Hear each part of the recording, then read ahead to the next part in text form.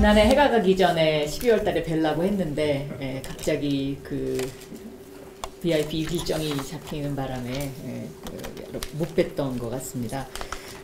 그래서 오늘 이렇게 해가 바뀌고 나서 인사를 드리게 됐습니다.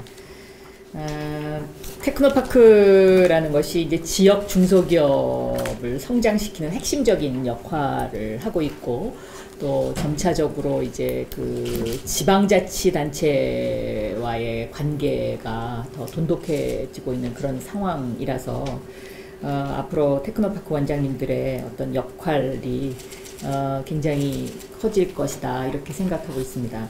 특히 역사적으로도 이제 20년 정도 테크노파크가 됐기 때문에 이제는 지난 20년의 노하우를 바탕으로 해서 우리도 대전환점을 맞이해야 되지 않겠나, 이렇게 생각을 합니다. 이 대전환점의 포인트는 그동안에 이제 저희가 그 아날로그 경제에서 디지털 경제로의 전환인데, 이 디지털 경제로의 전환과 관련해서는 대기업에서는 어느 정도 알아서 하지만 중소기업을 어떻게 디지털화해서 이것을 데이터 경제를 만들어서 보다 더 정밀하게 끌고 가느냐, 이것이 세계 각국이 함께 가지고 있는 고민인 것 같습니다. 그래서 올해 중소벤처기업부의 목표는 디지털 경제로의 대전환, 스마트 대한민국입니다. 그럼 어떻게 스마트 대한민국을 만들 것이냐. 물론 각 분야에서 다 스마트라는 그 용어를 붙여서 우리가 설명을 합니다. 그런데 우리가 흔히 쓰는 스마트폰도 현명하다, 똑똑하다, 뭐 이런 포괄적인 의미도 있지만, 이 스마트에 녹아져 있는 그 SMART의 약자를 보면 이 스마트라는 것을 우리가 어떤 방향으로 끌고 가야 될 것이냐, 이렇게 좀 생각해 볼 수가 있겠습니다.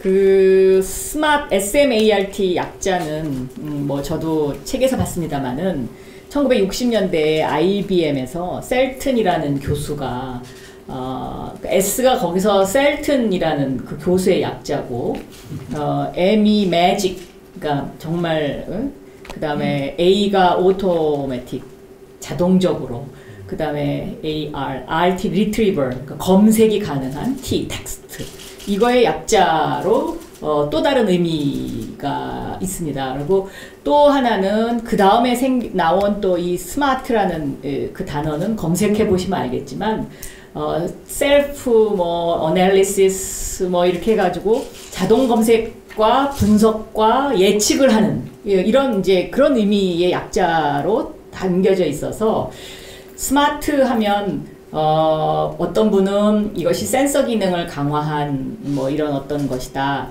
그렇게 이제 그 설명하기도 합니다만은, 저는 이 스마트라는 단어가 예측 가능한 사회, 그러니까 예측 가능한 어떤 그 AI와의 접목에 있어서 예측 가능한 것을 우리가 그동안에 인간이 직관적으로 했던 것, 경험에 의해서 했던 것, 이런 것들을 데이터를 통해서 분석해가지고 예측이 가능하도록 하는 것, 이렇게 좀 더 이해를 하면 우리 중소벤처기업부에서 하는 스마트 대한민국의 개념을 조금 더 이해하기 쉽지 않을까 하는 생각을 해봅니다. 그래서 저희는 스마트 대한민국을 만드는데 중소벤처기업부의 예산이 3개 항목이 들어있습니다. 첫째는 중소기업을 위한 스마트 공장, 또 두 번째는 소상공인을 위한 스마트 상점, 그리고 벤처와 스타트업들이 이끌고 가는 스마트 서비스, 이렇게 3개 항목이 들어가 있는데요. 테크노파크에서 가장 중점적으로 둬야 할 부분은 아마도 그동안에 해오시던 일인데 스마트 공장 부분이다, 저는 이렇게 생각하고 있습니다. 스마트 상점은 굳이 설명 안 드려도 아실 것 같고요. 그럼 스마트 서비스는 무엇이냐? 스마트 서비스는 애프터 서비스의 반대말로 이해를 해주시면 훨씬 좀 더 쉽게 생각할 수 있지 않나. 예측하는 서비스. 그러니까 예를 들면 상권에 대해서 내가 여기에 치킨집을 차리면 이것이 과연 성공할 수 있을까? 빅데이터를 분석해가지고 또 물류, 이거를 가장 빠르게 배송할 수 있는 방법은 무엇이냐, 뭐 이런 어떤 그런 포괄적인 개념입니다. 근데 이것이 스마트 서비스도 저는 테크노파크에서 앞으로 관심 갖고 접근해야 되는 부분이다, 이렇게 보고 있습니다.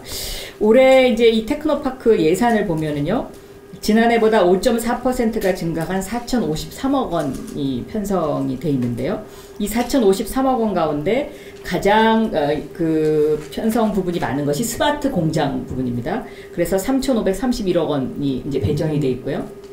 이 스마트 공장은 문재인 정부에서 3만 개를 2022년까지 보급하는 것이 목표입니다. 그런데 현재 지금 약 12,660개를 한 것으로 이렇게 되어 있으니까 현재 이 계획은 제대로 가고 있는데, 여기에서 이제 발생하는 것이, 그동안에는 스마트 공장의 보급 사업에 주력을 했다면 이제부터는 이 스마트 공장을 좀 더 레벨업하고 분류를 해서 이것이 예를 들면 1, 2, 3, 4, 5단계로 분류가 돼 있으면 5단계를 AI에 접목시키는 가장 고도화된 단계라고 봤을 때 1단계가 적당한지, 2단계가 적당한지, 3단계가 적당한지, 이런 것들을 테크노파크의 원장님들께서 잘 분류를 하셔서 그것을 좀 이렇게 공장마다 좀 이렇게 지도를 해주시는 역할, 이런 것들이 저는 좀 많이 중요할 거다, 이렇게 생각을 하고 있고요. 또 하나가 이제 저희 중소벤처기업부가 올해 역점적으로 하는 일 중에 하나가 규제자유특구입니다. 규제자유특구는 지금 현재 14개가 지정이 되어 있는데 올해 3차 지정이 또 있습니다. 근데 현재 이 규제자유특구가 작년에 GS건설이 경북의 배터리 재생 부분에 1,000억을 투자를 한 것을 시작으로 해서 세종의 자율주행차 부분은 실리콘밸리에 있는 스타트업들이 여기 와서 실증 테스트를 하겠다고 지금 현재 신청을 하고 있고요.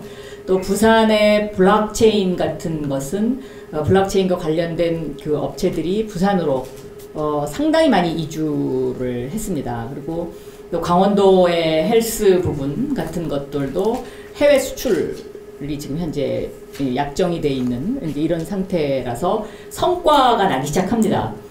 저희가 생각했던 것보다 성과가 좀 속도가 빠른 감이 있습니다. 그러니까 그만큼 규제자유특구라는 것이 4차 산업혁명의 신기술을 도입하면서 늘 그 기술의 발달이 정부나 국회의 법이 따라가지 못하는 문제, 이것이 이제 세계 공통의 하나의 고민거리인데, 이 세계 공통의 고민거리를 해결하는 방법으로서 규제자유특구라는 게 다른 나라에서 봤을 때는 역시 대한민국이 뭔가 이 IT와 관련된 부분, 뭐 이 신기술과 관련된 부분에 있어서는 혁신적으로 좀 앞서가는 건 아닌가 하는 그런 관심을 지금 받고 있습니다. 왜냐하면 제가 OECD 회의를 갔었는데 OECD 사무총장이 이 자료를 달라고 그러더라고요. 저는 그분한테 뭐 저희가 이걸 설명하고 이러지도 않았는데 먼저 저를 만나서 규제자유특구 그거 좀 우리 좀 봤으면 좋겠다. 그리고 그걸 다른 나라하고 좀 공유할 수 있는 방법이 없나, 우리가 좀 연구 좀 해봐야 되겠다. 자료를 달라고 해요. 그러니까 그만큼 다른 나라도 좀 관심이 있는 거죠. 그래서 이 규제자유특구를 테크노파크와 연계시키는 문제, 이런 것들이 저는 올해의 새로운 그 원장님들이 좀 관심 가져주셔야 되는 부분이 아닌가, 이렇게 생각을 하고 있습니다. 저희 중소벤처기업부에서는 여기에서 이제 더 크게 규제자유특구와 테크노파크를 연계를 시켜서 여기서 스타트업이나 뭐 아니면 그 다른 벤처기업들이 유니콘 기업으로 갈 수 있는 이런 어떤 하나의 그 전진기지가 됐으면 하는 그런 그 생각으로 규제자유특구를 지원하는 것도 있습니다. 그래서 많은 새로운 그 신기술들이 지금 개발되고 또 그걸로 인해서 생각지 못한 부분에 이제 그런 어떤 그 발전이 있는데, 그런 것들을 원장님께서 잘 골라내셔서 그런 것 그런 회사들과 벤처 캐피탈과의 연계라든가 이런 어떤 그 서로 연결해주는 어떤 그런 역할을 해주신다면 좀 더 빨리 속도감 있게 저희가 혁신의 어떤 그 결과물을 얻을 수 있지 않을까 그렇게 생각하고요. 만약에 원장님들이 또 그런 걸 원하시면 각 그 지자체마다 스타트업이나 그 벤처 캐피탈들에 대한 육성에 지자체장들께서 관심이 많으시기 때문에 그거를 연결하는 플랫폼을 뭐 하는 행사라든가 이런 것들도 저희 중소벤처기업부하고 함께 하시면 좋지 않을까 이런 제안을 드립니다. 저는 우리나라가 예를 들어서 스마트 공장을 만들어서 효과를 볼 수 있는 기업이 한 6만 개 정도 된다라고 보고 있습니다. 근데 이 6만 개 가운데 문재인 정부에서 3만 개 정도를 스마트 공장을 하게 되면 제조 혁신 부분에 있어서 많은 성과를 낼 수 있다. 왜냐하면 지금까지 한 스마트 공장의 어떤 그것을 쭉 조사를 해보니까 일단 그 처음에 그 결심하고 들어가기가 힘들어서 그렇지 일단 그것에 어떤 포인트를 딱 집어서 그러니까 뭐 대기업처럼 공장 전체를 스마트 공장으로 하는 거는 재원이 많이 들어가기 때문에 이게 힘든 일이지만 중소기업 중에서도 어떤 포인트가 있습니다. 그러니까 그 어느 부분을 이것을 스마트 공장화 하는 것이 좋을까 하는 그것을 딱 집어내서 그렇게 성공한 기업들의 사례를 보면 생산성이 한 30% 증가되고 불량률이 거의 한 40% 이상 감소돼서 오히려 굉장히 매출에 굉장한 증대 효과가 있는 것으로 이제 그렇게 그 결과적으로 나오고 있습니다.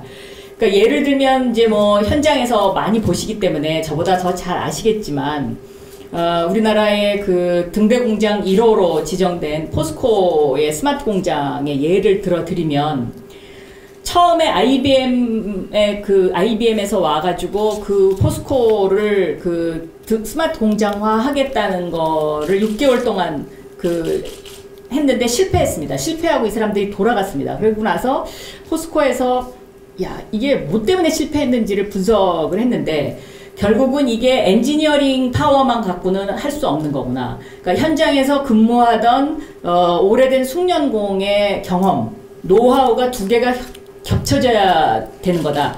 그래서 그 과제를 풀어낸 사람은 27년 동안 용광로를 지켜보던 근로자였습니다.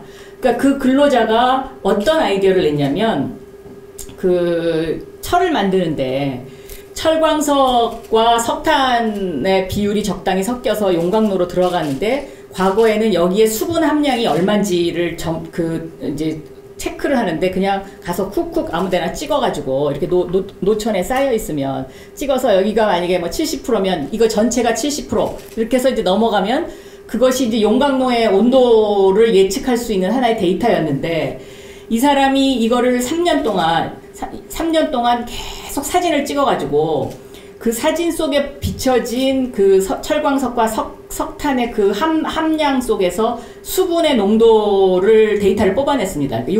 요런 모양이면 67%, 뭐 요런 모양이면 50%.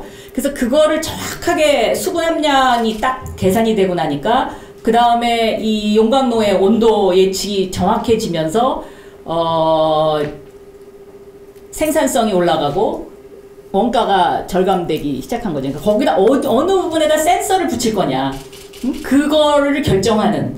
그 다음에 또 하나는 그 용광로 안에 끼어 있는 그 노황이라고 그러던가요? 이렇게 이제 그름 같은 게 끼어 있는데 그 그름을 과거에는 그냥 경험치로 이 정도 되면 우리가 저 그름을 긁어내야 되는구나 해서 긁어냈었는데 그 용광로 안을 들여다볼 수 있는 그 카메라를 부착을 시켜가지고 그름의 농도가 요 정도이면 이게 몇 프로 이걸 데이터를 뽑아가지고 정확하게 딱 적시에 그 그름을 딱 긁어내면서부터 이제